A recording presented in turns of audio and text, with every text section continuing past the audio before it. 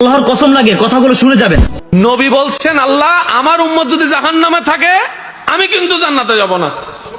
আল্লাহ বলছেন আপনি না গেলে তো জান্নাত উদ্বোধনই হবে না। এবারে মামলা কি দাঁড়ালো? আল্লাহ পাক বলে যে আমি তাহকামুল হাকিমিন নিজেকে বলেছি, বিচার না করলেও তো জিনিসটা সুন্দর হয় না। অনবী একটা কাজ করেন, ওয়ালা সাউফা ইউতিকা রাব্বুকা ফাতারদা, আমি কাউকে বলি নাই, আপনাকে না বলেছি। ওমা আরসালনাকা ইল্লা রাহমাতাল লিল আলামিন, কারো সম্পর্কে নাজিল করি নাই, আপনাকে দিয়েছি। ওয়ালাল আখিরাতু খায়রুল লাকা মিনাল উলা, কাউকে বলি নাই, আপনাকে বলেছি। আর আমি আল্লাহ ভালো করে জানি আপনি হচ্ছেন উম্মতের দরদী নবী।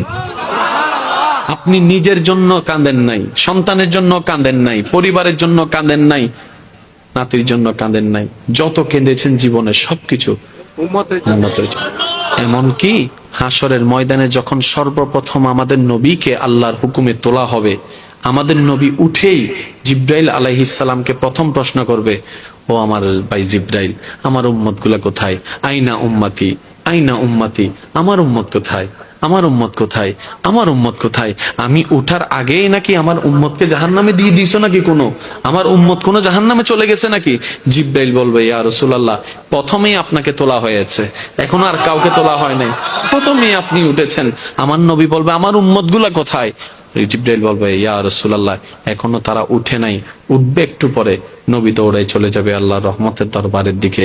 সিজদায় যে পড়বে, একটাই কথা থাকবে, রব্বি হাবলি উম্মতি, রব্বি হাবলি উম্মতি। একটু মনোযোগ চাইবো আমি আশিকদের, রব্বি হাবলি উম্মতি, ও আল্লাহ আমার উম্মত গুলাকে আমাকে দিয়ে দাও। তো উম্মতের লিস্টির ভিতরে তো আবু বকর সিদ্দিকের নামও আছে, উম্মতের লিস্টির ভিতরে তো ফারুকে আজমের নামও আছে, উম্মতের লিস্টির ভিতরে তো সাহাবায়ে কেরাম আজমাইনের নাম আছে, উম্মতের লিস্টির ভিতরে তো আহলে বাইতের নাম আছে, উম্মতের লিস্টির ভিতরে তো তাবি তবে তাবি আল্লাহর ওলিদের জান্নাতীদের নাম আছে।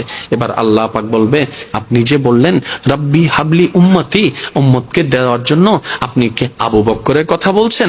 নবী বলে যে না, আমার আবু বকরকে নিয়ে চিন্তা নাই, আমার ফারুককে নিয়ে চিন্তা নাই, আমার ওসমানকে নিয়ে চিন্তা নাই, আমার আলীকে নিয়ে চিন্তা নাই। ও আল্লাহ, আমার উম্মতের ভিতরে যারা জাহান্নামের অধিবাসী হবে ওই উম্মত গুলাকে আমাকে দিয়ে দাও। আল্লাহ বিচারক হয়ে বিচারক করবেন, জাহান্নামীকে জাহান্নামে দিয়ে দিবেন। আহকামুল হাকিমের দায়িত্ব শেষ। এবার নবীকে আল্লাহ সিজদায় যাওয়ার অনুমতি দিয়ে সুপারিশ করাবেন। নবীর সুপারিশ কবুল করতে করতে নবীর উম্মতকে, আল্লাহর বান্দাদেরকে জাহান্নামী থেকে জান্নাতি করে দিবেন। জগৎ জিজ্ঞেস করবে, মওলা জাহান্নামী আবার জান্নাতি হয় কেমনে? ফেল কখনো পাস হয় না, পাস কখনো ফেল হয় না, কথা বলেন না। দিন কখনো রাত হয় না, রাত কখনো দিন হয় না, জাহান্নামী কখনো জান্নাতি হয় না। আল্লাহ তুমি যে জাহান্নামে দিলা এটা সঠিক, আহকামুল হাকিমিন বিচারক হয়ে দিছিল। আল্লাহ জান্নাত পাইলো কেমনে? কই তোরা কি পড়স নাই সূরা ফাতিহা 3 নম্বর লাইন, মালিক ইয়াউমিদ্দিন, আমি মালিকও, আমি বিচারকও, আমি মালিকও।